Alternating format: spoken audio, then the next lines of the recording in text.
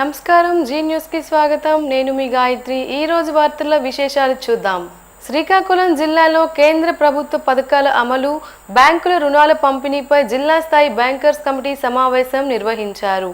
ఈ సందర్భంగా 2026-27 ఆర్థిక సంవత్సరానికి సంబంధించిన జిల్లా రుణ ప్రణాళికను జిల్లా collector Swapnil Dinakar Punkar, NABARD, reserve bank, వివిధ బ్యాంకుల అధికారులతో కలిసి ఆవిష్కరించారు.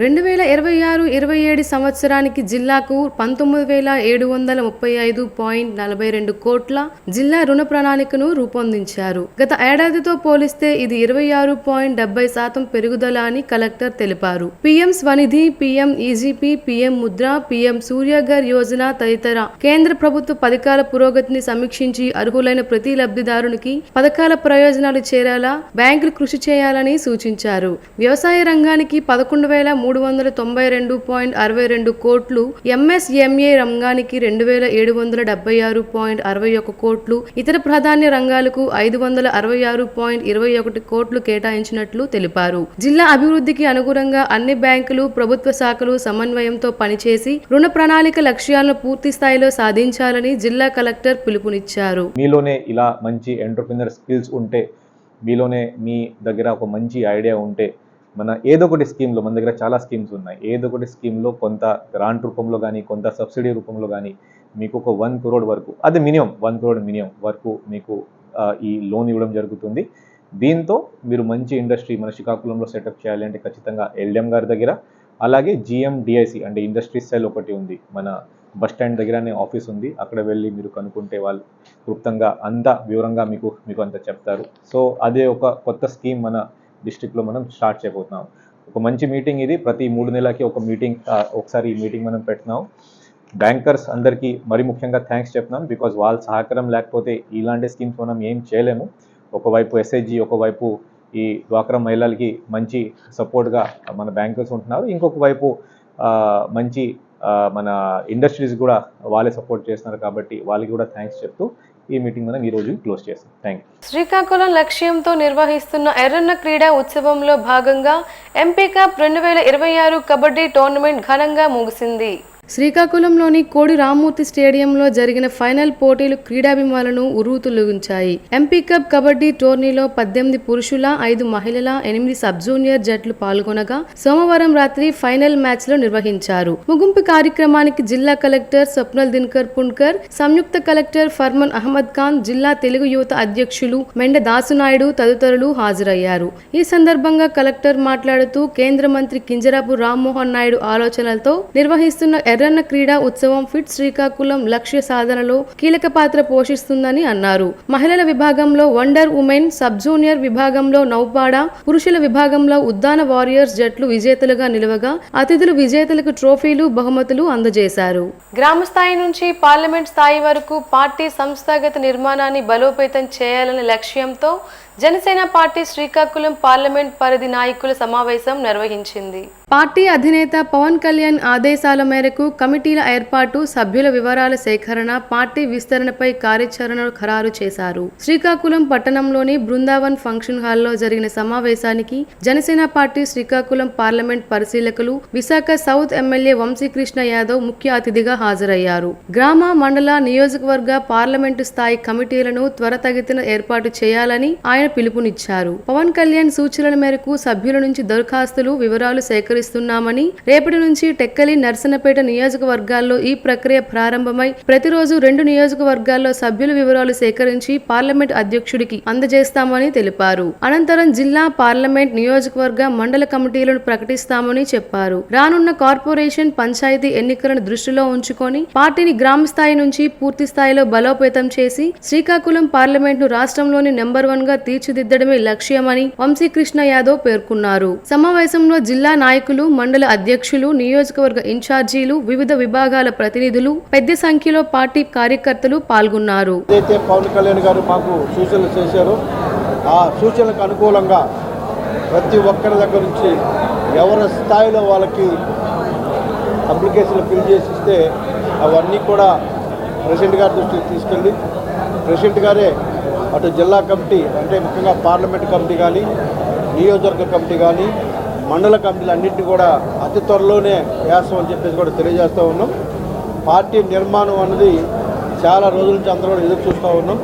ఇవాళ ఆ నిర్మాణాన్ని చేపట్టినందుకు పవన్ కళ్యాణ్ గారికి ప్రత్యేకంగా జనసేన పార్టీ తరఫున ప్రత్యేకంగా ధన్యవాదాలు తెలియజేస్తూ ఉన్నాం. ఇది ఒక అద్భుతమైన అవకాశం. రానున్న కార్పొరేషన్ ఎన్నికల్లో కానీ పంచాయతీ ఎన్నికల్లో కానీ ఒక మంచి అవకాశంగా మేము భావిస్తూ పార్టీని పూర్తి స్థాయిలో నిర్మించి ఈ యొక్క శ్రీకాకుళం పార్లమెంట్ని నెంబర్ 1గా తయారు చేయడం లక్ష్యంగా పనిచేస్తున్నాం. వైద్యులను సన్మానించుకోవడం గొప్ప సాంప్రదాయమని జిల్లా వైద్య ఆరోగ్య శాఖాధికారి డాక్టర్ కె అనిత అన్నారు. శ్రీకాకుళంలోని యూటీఎఫ్ కార్యాలయంలో ప్రజాశక్తి ఆధ్వర్యంలో డాక్టర్స్ డే వేడుకలు ఘనంగా నిర్వహించారు. డాక్టర్స్ డే ప్రత్యేక సంచికను ఆవిష్కరించిన డిఎంహెచ్ఓ డాక్టర్ కె అనిత మాట్లాడుతూ ప్రతి రోగి వివరాలను డిజిటల్ హెల్త్ అకౌంట్లో నమోదు చేసే పైలట్ ప్రాజెక్టును జూలై 3 నుంచి జిల్లాలో ప్రారంభిస్తున్నట్లు తెలిపారు. ప్రజాశక్తి మేనేజర్ కామినాయుడు మాట్లాడుతూ సమాజానికి విశిష్ట సేవలందిస్తున్న వైద్యులను గౌరవించడం అభినందనీయమని అన్నారు. ఈ సందర్భంగా సీనియర్ వైద్యులు డాక్టర్ కొంచెడ సోమేశ్వరరావు, డాక్టర్ పిఎల్ఎన్ రాజు, డాక్టర్ కె సుధీర్లను సాలువాలతో ఘనంగా సత్కరించారు. అనంతరం డాక్టర్ బిసి రాయ్ చిత్రపటానికి పూలమాలలు వేసి నివాళులర్పించారు. ఈ కార్యక్రమంలో ఐఎంఏ అప్నా ప్రతినిధులు, ప్రజాశక్తి సిబ్బంది, అవని నర్సింగ్ కళాశాల విద్యార్థినులు పాల్గొన్నారు. ఒక 16 డిజిట్లకు సంబంధించి ఒక యూనిక్ ఐడిని క్రియేట్ చేస్తున్నాం. ఇప్పుడు మనము ఒక ఆర్ఎంపీ దగ్గరికి వెళ్తాం, లేదంటే పిహెచ్సికి వెళ్తాం, లేదంటే ఒక ఎంబీబీఎస్ డాక్టర్ దగ్గరికి వస్తాం, ఆ తర్వాత స్పెషాలిటీ ఓ సూపర్ స్పెషాలిటీ డాక్టర్ దగ్గరికి వెళ్తాం, లేదు అంటే కార్పొరేట్ హాస్పిటల్, మల్టీ స్పెషాలిటీ హాస్పిటల్కి వెళ్తాం మనం. సో ఇన్ని స్టేజెస్లో వెళ్ళినప్పుడు ప్రతి స్టేజ్లో ఈ డాక్టర్ ఈ టెస్టులు రాస్తారు. ఈ టెస్టులు రాసిన తర్వాత టెస్టులు చూసి డాక్టర్ అబ్బాయి నీ జబ్బు ఇక్కడ అవ్వదు, నువ్వు పెద్ద హాస్పిటల్కి వెళ్ళిపోమ్మా అని చెప్తారు. మళ్ళీ అక్కడికి వెళ్ళాక వాళ్ళు అంటారు అబ్బాయి ఆ టెస్టులు మేము నమ్మం, మళ్ళీ ఇంకో టెస్టులు కావాలంటారు. ఇదందరూ మనం చాలామంది ఎక్స్పీరియన్స్ అయ్యిందే. ఈ డాక్టర్ ఎగ్జామినేషన్ రాసిన కాగితాలు వీళ్ళు తీసుకెళ్తాం మర్చిపోతారు. హడావిడిలో నొప్పి వచ్చేసింది మేడం, పరుగులో వచ్చేసామంటారు. ఏమీ రికార్డు ఉండదు. మళ్ళీ మొదల నుండి మళ్ళీ అన్నీ టెస్టింగ్ చేసుకుంటూ రావాలి, మళ్ళీ అన్నీ చేసుకుంటూ రావాలి. ఇదంతా చాలా టైం పట్టేస్తుంది. కాబట్టి ఈ డిజిటల్ హెల్త్ రికార్డ్స్, ఆ డిజిటల్ హెల్త్ అకౌంట్ అనేది మన జిల్లాలో, మన రాష్ట్ర వ్యాప్తంగా ప్రప్రథమంగా రేపు 3వ తారీఖు నుండి మనం ప్రోగ్రామ్ని లాంచ్ చేయబోతున్నాం. కాంగ్రెస్ పార్టీ సంస్థాగత బలోపేతమే లక్ష్యంగా AICC joint secretary palak Varma Srikakulam జిల్లాలో పర్యటించారు. శ్రీకాకుళం నగరం ఇందిరా విజ్ఞాన్ భవన్లో జిల్లా కాంగ్రెస్ కమిటీ ఆధ్వర్యంలో సమావేశం నిర్వహించారు. డిసిసి అధ్యక్షులు సనపల అన్నాజీరావు, పట్టణ కాంగ్రెస్ అధ్యక్షులు రెల్ల సురేష్ అధ్యక్షతన జరిగిన సమావేశంలో AICC joint secretary palak Varma party నిర్మాణంపై సమీక్ష నిర్వహించారు. BLA1, BLA2 నియామకాలు, బూత్, గ్రామ, మండల, జిల్లా స్థాయి కమిటీల ఏర్పాటు, పార్టీ సంస్థాగత బలోపేతంపై నాయకులతో చర్చించారు. గ్రామ స్థాయి నుంచి జిల్లా స్థాయి వరకు పార్టీ కమిటీలను త్వరితగతిన పూర్తి చేసి సభ్యత్వ నమోదు కార్యక్రమాన్ని వేగవంతం చేయాలని పాలక్ వర్మ సూచించారు. పార్టీని క్షేత్రస్థాయిలో మరింత బలోపేతం చేసేందుకు నాయకులు, కార్యకర్తలు సమన్వయంతో పనిచేయాలని పిలుపునిచ్చారు. ఈ సమావేశంలో శాసనసభ అభ్యర్థులు, నియోజకవర్గ కోఆర్డినేటర్లు, డిసిసి కార్యవర్గ సభ్యులు, అనుబంధ సంఘాల ప్రతినిధులు, మండల కాంగ్రెస్ అధ్యక్షులు, పార్టీ నాయకులు, కార్యకర్తలు పాల్గొన్నారు. మేడం గారు కనుక నిజంగా శ్రీకాకుళంకి వచ్చి మనం ఈ జిల్లా కమిటీ కోసం ఒక ప్రత్యేకమైన రావటం, అలాగే BLA1, BLA2 దాని గురించి శ్రీకాకుళం జిల్లాలో జరుగుతున్న కార్యక్రమాన్ని నివేదికని అడగటం డిసిసి తరఫున మేము ఇవ్వడం జరుగుతుంది. అలాగే వివిధ నియోజకవర్గాలు కోఆర్డినేటర్లు మరియు కంటెస్టింగ్ క్యాండిడేట్లు కూడా ఐక్యతతో పనిచేసి ప్రతి నియోజకవర్గానికి పనిచేశారు. అవి కూడా నివేదిక ఇవ్వడం జరుగుతుంది. ఈ కార్యక్రమాన్ని ఉద్దేశించి ఏఐసి జాయింట్ సెక్రటరీ గారు మేడం గారు మాట్లాడవలసిందిగా కోరుతున్నారు. So the entire money is coming from the students only and that is being invested, but those kids are not given justice. So this website what I have spoken about, Rahul ji is asking the kids, the future, that how they want their education system to be. So please, I request the students also, I request the kids also, please scan the QR code or go to the website my future, my education, my fight, and give your inputs that how do you expect your future education system to be. We will fight for that. Thank you. Jai Hind. జర్నలిస్టుల ఐక్యతతోనే హక్కుల సాధన సాధ్యమని Andhra Pradesh journalist forum రాష్ట్ర కార్యదర్శి yes Jogi Naidu, జిల్లా అధ్యక్షులు G Shanmukha Rao అన్నారు.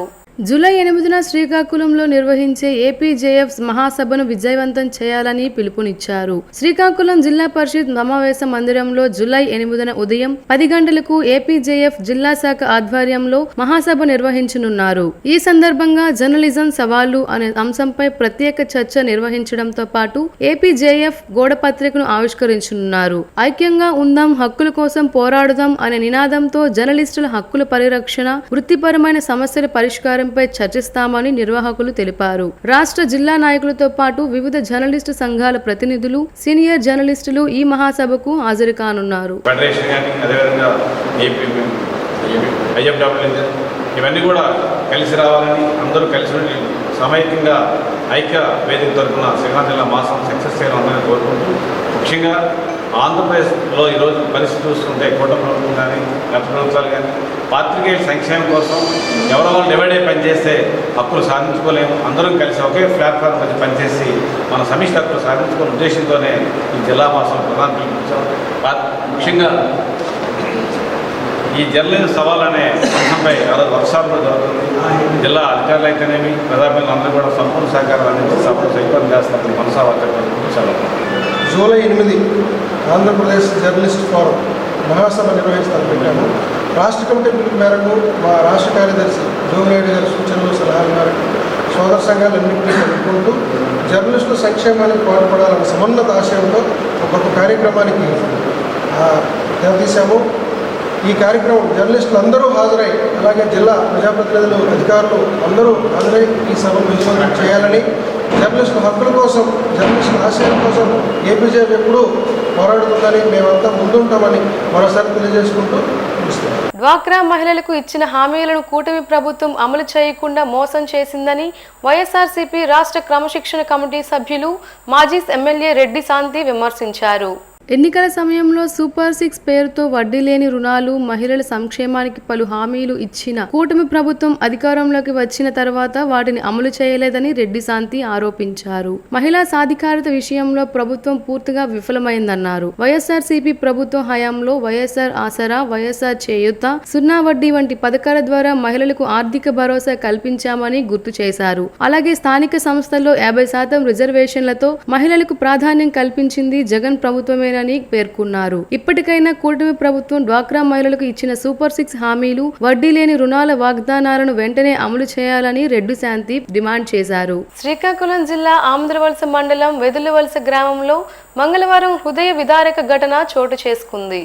కన్నతల్లే తన 2 చిన్నారులను కత్తితో గొంతు కోసి హత్య చేసిన ఘటన స్థానికంగా తీవ్ర విషాదాన్ని నింపింది. మృతులు 3 ఏళ్ల భవానీ, 4 నెలల చాందనిగా పోలీసులు గుర్తించారు. చిన్నారులను హత్య చేసిన అనంతరం తల్లి వరలక్ష్మి కూడా అదే కత్తితో తన గొంతు కోసుకొని ఆత్మహత్య యత్నానికి పాల్పడింది. తీవ్ర గాయాల పాలైన ఆమెను వెంటనే చికిత్స నిమిత్తం శ్రీకాకుళం ప్రభుత్వ సర్వజన ఆసుపత్రికి తరలించగా ప్రస్తుతం ఆమె పరిస్థితి విషమంగా ఉన్నట్లు వైద్యులు తెలిపారు. సమాచారం అందుకున్న పోలీసులు ఘటనా స్థలానికి చేరుకొని పరిశీలించారు. వరలక్ష్మి భర్త ఉపాధి నిమిత్తం వరంగల్లో వలస కూలీగా పనిచేస్తుండగా ఆమె తన వృద్ధి తల్లితో కలిసి వెదులవలస గ్రామంలో నివసిస్తున్నట్లు ప్రాథమిక విచారణలో వెల్లడైంది. ఈ ఘటనకు గల అసలు కారణాలపై అన్ని కోణాల్లో పోలీసులు దర్యాప్తు చేపట్టారు. ఆంధ్రవలస ఎస్ఐ బాలరాజు కేసు నమోదు చేసి విచారణ కొనసాగిస్తున్నారు. ఈ విషాద ఘటనతో వెదులవలస గ్రామంలో తీవ్ర విషాద ఛాయలు అలుముకున్నాయి. పిల్లతో ఎప్పుడు చదువులే. ఆడపిల్లలు పుట్టిసారని మొన్నే తిట్టారు. 2 ఆడపిల్లలు కాసింది జడ్డు పూతలాగా అలాగా ఇలాగా. ఆ ఆస్తిలోకి 4 ఎకరాలు ఎంత ఉంది సార్. ఆ పిల్లడు నల్గొండలో మిషన్ కంపెనీలో చేస్తాడు. ఆడ 20,000 నెట్టి కనీసం పేరు పెట్టడానికి కూడా రానివ్వలేదు పిల్లడిని. హాస్పిటల్ ఇక్కడే ఉంచాను. కేజీ పుట్టింది ఆ పిల్ల. 3 నెలలు మేడమ్మ ఐసీలో ఉంచమంది. 3 నెలలు ఇక్కడే ఉన్నాను. నేను మొన్నే వెళ్ళాను. ఇంకా తొలి పాపకి ఇది 3-4వ సంవత్సరం వచ్చింది. మొన్నటికి చిన్న పాపకి ఇంక ఫోన్ అదే 4 నెలలు. ఇది నిన్నటికి వచ్చింది. ఇంక 4వ నెల. పెళ్ళి అయితే అమాయకురాలు కాదు, అలాగనే పెరిగిదే ఏం కాదు. వాళ్ళే ఏదో చేశారని మా ఆలోచన. దహించి ఆ ఫోన్ కూడా మా బావ ఫోన్ చేస్తే ఫోన్ ఎత్తలేదు. ఫోన్ ఎత్తకపోతే మేము డైరెక్ట్గా ఇక్కడికి బలగా హాస్పిటల్ రావడం జరిగింది. ఇది గవర్నమెంట్ ఎవరు ఇంకా ప్రెజెంట్ అయితే ఇంకెవరు రాలేదు. ప్రెజెంట్ అయితే ఇంకెవరు రాలేదు. ఇంకెవరు పెద్దలు కానీ వాళ్ళు కానీ ఇంకెవరు రాలేదు. ఇది గవర్నమెంట్ దృష్టికి తీసుకెళ్ళి మా చెల్లికి న్యాయం చేసి ఆడపిల్ల కన్నేందుకు ఇలాంటి పని చేయడం అది ఎంతవరకు వస్తుంది, మీరు న్యాయం చేస్తారని మీడియా ద్వారా మీ అందరికీ సభాముఖంగా. అమరావతి రాజధాని అభివృద్ధికి అడ్డంకులు సృష్టిస్తూ రాష్ట్ర ప్రగతిని దెబ్బతీసే ప్రయత్నాలు చేస్తున్న వైసీపీకి ప్రజలు మళ్లీ అధికారం ఇవ్వబోరని రాష్ట్ర తెలుగుదేశం పార్టీ కార్యదర్శి కురుపాం నియోజకవర్గ అబ్జర్వర్ మాదారపు వెంకటేష్ అన్నారు. అమరావతిని రాష్ట్ర ప్రజలు కోరుకున్న ఏకైక రాజధానిగా గుర్తించి 164 అసెంబ్లీ స్థానాలతో కూటమికి ప్రజలు స్పష్టమైన తీర్పు ఇచ్చారని పేర్కొన్నారు. ముఖ్యమంత్రి నారా చంద్రబాబు నాయుడు నాయకత్వంలో రాష్ట్రం అభివృద్ధి దిశగా సాగుతుండటాన్ని చూసి వైసీపీ విద్వేష రాజకీయాలకు పాల్పడుతుందని విమర్శించారు. అధికారంలో ఉన్నప్పుడు 3 రాజధానుల పేరుతో ప్రజలను అయోమయానికి గురి చేసిన వైసీపీని అమరావతి రైతులు ప్రజలు నమ్మే పరిస్థితి లేదని, రాబోయే ఎన్నికల్లో కూడా ప్రజలు అదే విధంగా తిరస్కరిస్తారని వెంకటేష్ పేర్కొన్నారు. ఈ రాష్ట్రానికి ఏకైక రాజధాని అమరావతి మాత్రమే అన్నదానికి కట్టుబడే కూటమి పార్టీలకు తెలుగుదేశం, జనసేన, బీజేపీకి ఈ రాష్ట్రంలో 164 అసెంబ్లీ స్థానాల్లో అఖండ విజయం అందించారు. అంటే అమరావతి రాజధానిని ఈ రాష్ట్ర ప్రజలు అందరూ ఏకగ్రీవంగా ఆమోదించారు. దాన్ని కూడా రాష్ట్ర ప్రజల నమ్మకాన్ని, విశ్వాసాన్ని వమ్ము చేస్తూ ఈ వైసీపీ పార్టీ దాడులు, దండయాత్రలు చేస్తుందంటే ఇది ఆ అమరావతి ప్రాంత రైతులపై, మహిళలపై, ప్రజలపై కాదు. ఈ దండయాత్ర యావత్ రాష్ట్ర ప్రజలపై చేస్తుంది ఈ వైసీపీ పార్టీ ఈ కుట్రలో కుతంత్రాలు. ఎందుకంటే రాష్ట్ర ప్రజలు అంగీకరించారు ఈ రాష్ట్రానికి ఏకైక రాజధాని అమరావతిని. అంగీకరించే కూటమి పార్టీలకు 164 అసెంబ్లీ స్థానాల్లో అఖండ విజయాన్ని అందించారు. అప్పటికైనా తెలుసుకొని బుద్ధరిగి వైసీపీ తమ తీరు మార్చుకోవాలని మేము మార్చుకుంటుందేమో అనుకున్నాం. కానీ ఇప్పటికీ మారకుండా ఇటువంటి దౌర్జన్యాలు చేస్తున్నది ఈ వైసీపీ పార్టీ అని ఈ సందర్భంగా తెలియజేస్తున్నాం. టిడ్కో ఇళ్ల లబ్ధిదారులకు తక్షణమే న్యాయం చేయాలని సిపిఐ పార్టీ జిల్లా సమితి సభ్యులు టి తిరుపతిరావు ప్రభుత్వాన్ని డిమాండ్ చేశారు. శ్రీకాకుళం నగరం స్థానిక మున్సిపల్ కార్పొరేషన్ కార్యాలయం వద్ద జరిగిన నిరసనలో ఆయన మాట్లాడుతూ 2017-18 సంవత్సరంలో అట్టహాసంగా ప్రారంభించిన టిడ్కో ఇళ్ల పథకాన్ని ప్రభుత్వం పూర్తిగా అశ్రద్ధ చేసిందని అన్నారు. 430 చదరపు అడుగులకు ₹1,00,000, 365 అడుగులకు 50,000, 25,000 చొప్పున మరియు 500 రూపాయల చొప్పున డీడీల రూపంలో సేకరించిందని, వాటికి ఇప్పటికీ వడ్డీలకే తడిపి మోపిడైందని ఆవేదన వ్యక్తం చేశారు. సుమారు 9 సంవత్సరాల నుండి లబ్ధిదారులకు ఏ విధమైన న్యాయం జరగలేదని అన్నారు. గతంలో అనేక దఫాలుగా పోరాడితే గత మార్చిలో లబ్ధిదారులు అందరికీ డబ్బులు తిరిగి ఇస్తామని కేబినెట్ ప్రకటించడం పట్ల హర్షం వ్యక్తం చేశారు. ఇప్పటికైనా ప్రభుత్వం త్వరితగతిన స్పందించి న్యాయం చేయాలని డిమాండ్ చేశారు. లేని యెడల భవిష్యత్ పోరాటానికి సిద్ధమవుతామని హెచ్చరించారు. ఈ కార్యక్రమంలో L Uma Mahesh, B Rajeshwari, P Anuradha, E Lakshmi, K Mangamma, P Chandravathi, K Srinu, J Nageswararao, Kumaraswamy, E Ramarao, B Harish, Ramakrishna, Rasool తదితరులు పాల్గొన్నారు. ఆందోళన పోరాటాలు చేశాం. మా డబ్బులు మాకు ఇవ్వండి, లేదంటే ఇల్లులైన ఇవ్వండి అని పెద్ద ఎత్తున ఆందోళన చేస్తే మొన్నటికి చంద్రబాబు నాయుడు మహాకూటమి ప్రభుత్వం మార్చి నెలలో కేబినెట్ ఆమోదించింది. ఎస్, ఈ రాష్ట్రంలో ఉన్నటువంటి మొత్తం 28 జిల్లాలు ఇప్పుడు విడిపోయి 28 జిల్లాల్లో ఉన్నటువంటి ఏదైతే టౌన్లో ఈ టిడ్కో ఇల్లు డబ్బులు కట్టారో వాళ్ళందరికీ కూడా బేషరతుగా డబ్బులు ఇచ్చేస్తామని చెప్తున్నారు. సంతోషమే. కానీ ఇల్లు కోసం ఆశపడ్డారు వీళ్ళందరూ. వీళ్ళకి ఇల్లు ఇవ్వాలని మేము డిమాండ్ చేస్తున్నాం. అదే సందర్భంలో ₹1,00,000, 50,000, 25,000 ఈ డబ్బులు పెట్టిన వాళ్ళందరూ కూడా వడ్డీ ఎంత అవుతుంది? కనీసం నెలకు ₹2,000 చొప్పున బయట వడ్డీలు తెచ్చి కట్టినట్టు పరిస్థితి ఉంది. 8 సంవత్సరాలు అంటే వేలాది, అంటే వాళ్ళు కట్టిన డబ్బులకి ఇంకా డబుల్ అయ్యే పరిస్థితి ఉంది. కాబట్టి దీన్ని మనం దృష్టిలో పెట్టుకొని ఖచ్చితంగా టిడ్కో లబ్ధిదారులు ఎవరైతే ఉన్నారో వాళ్ళందరికీ బేషరతుగా న్యాయం చేయమని మాత్రం మేము డిమాండ్ చేస్తున్నాం. రానున్న రోజుల్లో మాత్రం పెద్ద ఎత్తున ఆందోళన పోరాటాలు చేస్తామని ఈ సందర్భంగా హెచ్చరిస్తున్నాం. రణస్థలం మండలంలోని జయార్పురం పోలీస్ సర్కిల్ పరిధిలో ఇటీవల జరిగిన వరుస ద్విచక్ర వాహనాల చోరీల కేసును పోలీసులు ఛేదించారు.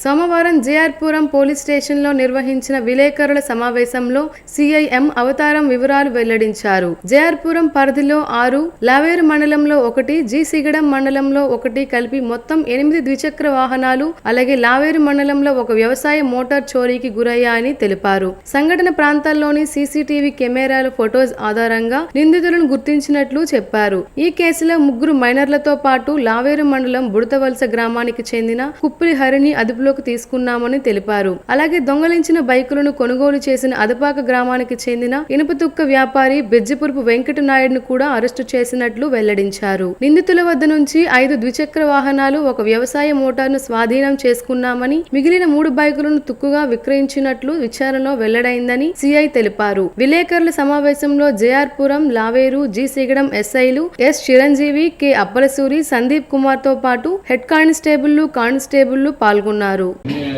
బెజ్జిపురపు వెంకటనాయుడు అనేటువంటి వ్యక్తికి వాహనాలు అమ్మేశాడు. అమ్మేగా అందువల్ల అతను కూడా అరెస్ట్ చేయడం జరిగింది. అతనిపై కేసు నమోదు చేయడం జరిగింది. ఒకటే మాకు విజ్ఞప్తి కదలదు, మీ యొక్క వాహనాలకి కంప్లీట్గా హ్యాండ్ లాక్ వేయండి. ఎందుకంటే లాక్ అయిపోయిన వాళ్ళు అంత టార్గెట్ చేస్తున్నారు. అంతేకాకుండా ఏదైనా ఎస్టాబ్లిష్మెంట్స్ ఉన్నట్టయితే మీరు సీసీ కెమెరాలు పెట్టుకున్నట్లయితే ఇలాగ కేసు మాకు రిజెక్ట్ చేయడం జరుగుతుంది. మీరు కేకే కాంప్లెక్స్ దగ్గర ఉన్నటువంటి ఒక ఇంటి దగ్గర ఉన్న కెమెరా ఆధారంగా మనకు ప్రూవ్ వచ్చింది. సో టెక్నాలజీ ఎంత ఉన్నదో టెక్నాలజీ అందిపించుకొని నేరాలు మనం నిరోధించబోతుంది. మా ఎస్పీ గారు ఏంటంటే కేవీ మహేశ్వర రెడ్డి గారి ఉత్తర్వుల మేరకు వివేకానంద గారి డిఎస్పీ గారి పర్యవేక్షణలో జేఆర్పురం ఎస్ఐ గారు అండ్ శగడం ఎస్ఐ గారు అండ్ లావేర్ ఎస్ఐ గారు ట్రైనింగ్కి వచ్చినటువంటి ఎస్ఐ సింహాసనం అందరూ కూడా అద్భుతంగా పనిచేసి ముద్దాయిల అరెస్ట్ చేయడంలో కీలక పాత్ర పోషించారు. ఉన్నతాధికారులు అందరూ కూడా అప్రిషియేట్ చేశారు. నిమ్మాడ క్యాంప్ కార్యాలయంలో రాష్ట్ర వ్యవసాయ శాఖ మంత్రి కింజరాపు అచ్చెన్నాయుడు ప్రజల నుంచి భారీ సంఖ్యలో వినతి పత్రాలు స్వీకరించారు. టెక్కెల నియోజకవర్గంతో పాటు జిల్లాలోని పలు ప్రాంతాల ప్రజలు తాగునీరు, గృహాలు, పింఛన్లు, ఉపాధి, మౌలిక వసతులు తదితర సమస్యలను మంత్రి దృష్టికి తీసుకువచ్చారు. ఈ సందర్భంగా జిల్లా పంచాయతీ అభివృద్ధి అధికారుల అసోసియేషన్ ప్రతినిధులు పీఆర్సీ అమలు, రీకేటగరైజేషన్, పదోన్నతుల్లో న్యాయం, పంచాయతీరాజ్ శాఖను గ్రామ సచివాలయ శాఖ నుంచి వేరు చేయడం, బిఎల్ఓ విధుల నుంచి మినహాయింపు కల్పించాలని వినతి పత్రం అందజేశారు. ప్రజా సమస్యల పరిష్కారానికి ప్రభుత్వం అత్యంత ప్రాధాన్యత ఇస్తోందని మంత్రి అచ్చెన్నాయుడు తెలిపారు. అర్హులైన ప్రతి ఒక్కరికి సంక్షేమ పథకాలు అందేలా చర్యలు తీసుకుంటామని, ప్రజల వినతులపై సంబంధిత అధికారులు వెంటనే స్పందించి పరిష్కార చర్యలు చేపట్టాలని ఆదేశించారు. నరసన్నపేట మండలం దేవాది గ్రామంలో శ్రీ ఉమారామలింగేశ్వర దేవాలయంలో శ్రీ శివపార్వతి కళ్యాణ మహోత్సవాన్ని వైభవంగా నిర్వహించారు. గ్రామస్తులు, ఆలయ పూజారి ఆధ్వర్యంలో దేవతార్చన, శివార్చనలు, వైభవంగా కుంకుమార్చనలు, నవగ్రహార్చనలతో యజ్ఞం భక్తులచే చేయించారని, ఈ యజ్ఞంలో గ్రామస్తులు, ఆలయ పూజారి ఆధ్వర్యంలో దేవతార్చన, శివార్చనలు, వైభవంగా కుంకుమార్చనలు, నవగ్రహార్చనలతో యజ్ఞం భక్తులచే చేయించారని, ఈ యజ్ఞంలో గ్రామ పురజనులతో పాటు జిల్లాలోని వివిధ ప్రాంతాల నుండి భక్తులు వచ్చి ఈ కార్యక్రమంలో పాల్గొని దైవానుగ్రహం పొందారని గ్రామస్తులు అన్నారు. లోక కళ్యాణం కోసం చేయబడి ఈ యజ్ఞం గ్రామస్తుల సహకారంతో వైభవపతంగా జరిగాయని, అజ్ఞానాన్ని, మాయను తొలగించి అంతం చేతనను మేల్కొల్పి పరబ్రహ్మ తత్వాన్ని ప్రకాశింపజేస్తుందన్నారు. భక్తితో, క్రమశిక్షణతో దేవతల నామస్మరణ జపించడం వలన ఆధ్యాత్మిక ఉన్నతి, మనశ్శాంతి, దైవిక అనుగ్రహం కలుగుతాయన్నారు. పోలింగ్ స్టేషన్లో డిజిటలైజేషన్ ను సత్వరమే పూర్తి చేయాలని జిల్లా కలెక్టర్ స్వప్నల్ దినకర్ పున్కర్ ఆదేశించారు. ప్రత్యేక సమగ్ర సవరణ 2026 కార్యక్రమంలో భాగంగా మంగళవారం మిల్ జంక్షన్ వద్ద గల 131 పోలింగ్ స్టేషన్ కు సంబంధించి అపార్ట్మెంట్ లో ఉన్న ప్లాట్ యజమానులతో ఆయన మాట్లాడారు. క్షేత్రస్థాయిలో ప్రత్యేక సమగ్ర సవరణ జరుగుతున్న కార్యక్రమమును ఆయన పరిశీలించారు. పంపిణీ చేసిన ఎన్యూమరేషన్ ఫారాలను సేకరించాలన్నారు. ప్లాట్ యజమానుని వివరాలు అడిగి తెలుసుకున్నారు. పోలింగ్ స్టేషన్ లో డిజిటలైజేషన్ ఎన్ని జరిగాయని నగర సహాయ టౌన్ ప్లానర్ జానకిని అడగగా 30% డిజిటలైజేషన్ జరిగినట్లు చెప్పారు. ఓటర్లకు సంబంధించి వివరాలను బిఎల్ఓను అడిగి తెలుసుకున్నారు. ఈ పర్యటనలో నగర సహాయ టౌన్ ప్లానర్ జానకి, ఎన్నికల డిటి శ్రీనివాసరావు, బిఎల్ఓ పాల్గొన్నారు. డిప్యూటీ సీఎం పవన్ కళ్యాణ్ పై చేసిన అనుచిత వ్యాఖ్యలకు సంబంధించి నమోదైన కేసుల నేపథ్యంలో పోలీస్ స్టేషన్ కు బయలుదేరిన మాజీ ఎమ్మెల్సీ దువ్వాడ శ్రీనివాస్ కనిపించకపోవడం కలకలం రేపుతుంది. టెక్కెలలో బయలుదేరి కొత్తూరు పోలీస్ స్టేషన్ కు వెళ్తున్నానని చెప్పి బయలుదేరిన దువ్వాడ 2 గంటలు గడిచినా అక్కడికి చేరుకోలేదు. దీంతో ఆయన ఎక్కడున్నారనే అంశంపై అనిశ్చితి నెలకొంది. దువ్వాడను పోలీసులు మార్గ మధ్యలోనే అదుపులోకి తీసుకుని ఉండవచ్చని మాధురి ఆరోపించారు. అయితే దువ్వాడ పోలీస్ స్టేషన్ కు రాలేదని, తమకు ఆయనతో ఎలాంటి సంబంధం లేదని కొత్తూరు పోలీసులు స్పష్టం చేస్తున్నారు. మరోవైపు దువ్వాడతో పాటు ప్రయాణించిన వ్యక్తిగత పిఏ మార్గ మధ్యలోనే వాహనం నుంచి దిగిపోయాడని పోలీసులు చెబుతున్నారు. దువ్వాడ ఆజూకి తెలియకపోవడంతో మాధురి, ఆయన అనుచరులు తీవ్ర ఆందోళన వ్యక్తం చేస్తున్నారు. ఈ వ్యవహారం ప్రస్తుతం జిల్లాలో చర్చనీయాంశంగా మారగా దువ్వాడ కేసు రోజుకో కొత్త మలుపు తిరుగుతోంది. మీరే పోలీసులను అడగాలి అసలు ఏం జరుగుతోంది, ఎందుకు ఎంతమంది పోలీసులను ఎక్కడ పెట్టారు, శ్రీనివాస్ గారు అసలు ఏమయ్యారు, ఎక్కడికి వెళ్ళారు అనేది నాకు తెలియదు. జస్టిస్ ఏ విధంగా కావాలి అంటే అసలు న్యాయం జరగాలి. సోషల్ మీడియా కేసుల మీద అసలు ఎందుకు ఇంత అరాచకాలు చేస్తున్నారు? ఎన్ని కేసులు లేవు సోషల్ మీడియా కేసులు స్టేట్లో, వాటన్నిటి మీద ఎలాగే యాక్షన్ తీసుకుంటున్నారా? ఒక్కరిని ఎదుర్కోవడానికి ఇంతమంది పోలీసులా? అక్కడ 150 మంది పోలీసులు ఏంటి, ఇక్కడ 50-60 మంది పోలీసులు ఏంటి? నన్ను ఎందుకు నిర్బంధిస్తున్నారు? నన్ను ఎందుకు బయటకు వెళ్ళనివ్వట్లేదు? నాకు స్టోర్ ఓపెనింగ్ ఉంది July 4th, చాలా వర్క్స్ ఉన్నాయి, ఎక్కడికి బయట అడుగు పట్టనివ్వట్లేదు. ఇక్కడ నిర్బంధిస్తే నా పనులు ఎలా జరుగుతాయి? మేము ఎలా స్టోర్ ఓపెన్ చేస్తాం? ఎందుకు మా మీద ఇంత హెరాస్మెంట్ చేస్తున్నారు? ఏంటి అంత కారణం? మేము అంత తప్పు చేస్తాం? ఏమైనా మర్డర్లు చేసామా? మేము ఏమైనా భూ కబ్జాలు చేసామా? మేము ఎవరినైనా ఇబ్బంది పెట్టామా? అసలు ఏం జరిగిందని ఇన్ని కేసులు పెడుతున్నారు? సోషల్ మీడియా కేసులు అని చెప్పి ఇంత హెరాస్మెంట్ ఎందుకు చేస్తున్నారు? సోషల్ మీడియా కేసులు స్టేట్లో ఏమీ లేవా? ఇది ఒక్కటే ఉందా అని అడుగుతున్నాను. వార్తల సమాప్తం. మళ్ళీ తర్వాత బులెటిన్లో కలుసుకుందాం. నమస్కారం.